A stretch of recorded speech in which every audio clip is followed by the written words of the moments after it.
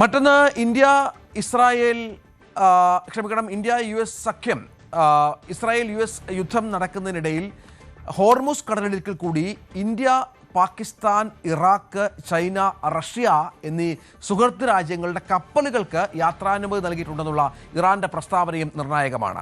വിദേശകാര്യമന്ത്രി അബ്ബാസ് അരാക്ചിയാണ് ഇക്കാര്യം വ്യക്തമാക്കിയത്. ഇന്ത്യ ഞങ്ങളുടെ സുഹൃത്ത് രാജ്യമാണ് എന്നും ഇന്ത്യ യുദ്ധവുമായി ബന്ധപ്പെട്ട് തങ്ങൾക്കെതിരെയുള്ള നിലപാട് സ്വീകരിച്ചിട്ടില്ല എന്നും യുദ്ധം അവസാനിക്കണമെന്ന് ആഗ്രഹിക്കുന്ന രാജ്യങ്ങളുടെ പട്ടികയിലാണ് ഇന്ത്യ എന്നുമാണ് വ്യക്തമാക്കുന്നത്. ഇത്തരം ഒരു പ്രസ്താവന ഇന്നലെ ഇറാന്റെ കോൺസുലേറ്റ് ജനറൽ പ്രഖ്യാപിക്കുകയുണ്ടായി.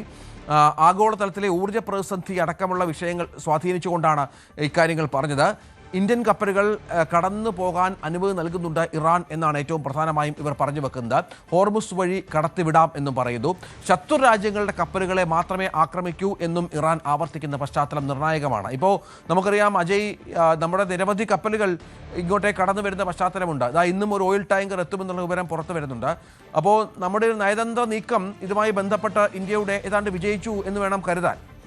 തീർച്ചയായിട്ടും ഇപ്പോൾ നിരന്തരം ഈ യുദ്ധം ആരംഭിച്ചതിന് ശേഷം ഇന്ത്യ ഇറാനുമായി ചർച്ചകൾ നടത്തുന്നുണ്ടായിരുന്നു. ഇപ്പോൾ ആദ്യ മണിക്കൂറുകൾ തന്നെ ഇതുമായി ബന്ധപ്പെട്ട ശ്രമങ്ങൾ നടന്നു. ഏതാണ്ട് 4ലധികം തവണയാണ് ഇന്ത്യൻ വിദേശകാര്യമന്ത്രിയായിട്ടുള്ള എസ് ജയശങ്കർ ഇറാനിയൻ വിദേശകാര്യമന്ത്രിയുമായിട്ട് സംസാരിക്കുകയുണ്ടായത്. അപ്പോൾ ഇതനുസരിച്ച് ഇന്ത്യൻ കപ്പലുകളെ ഈ ഹോർമുസ് കടലിടുക്ക് വഴി സുരക്ഷിതമായി ഒരു യാത്ര അനുവദിക്കാൻ അത് ഇറാൻ നേരത്തെ തന്നെ സമ്മതിച്ച കാര്യമായിരുന്നു. ഇപ്പോൾ ഇറാന്റെ ഭാഗത്തു നിന്ന് വരുന്ന പ്രസ്താവന എന്ന് പറയുന്നത് ഇന്ത്യ അടക്കം ഇറാന്റെ സൗഹൃദ രാഷ്ട്രങ്ങൾ, അതായത് പാകിസ്ഥാൻ, ചൈന, റഷ്യ, ഇറാഖ് അടക്കമുള്ള രാജ്യങ്ങൾക്ക് ഹോർമുസ് കടലിടുക്ക് വഴി സുഗമമായിട്ടുള്ള യാത്രാ സൗകര്യം അനുവദിക്കും എന്നാണ് ഇറാന്റെ ഇപ്പോൾ വിദേശകാര്യമന്ത്രിയായിട്ടുള്ള അബ്ബാസ് അരാക്ചി ഉൾപ്പെടെ വ്യക്തമാക്കുന്നത്.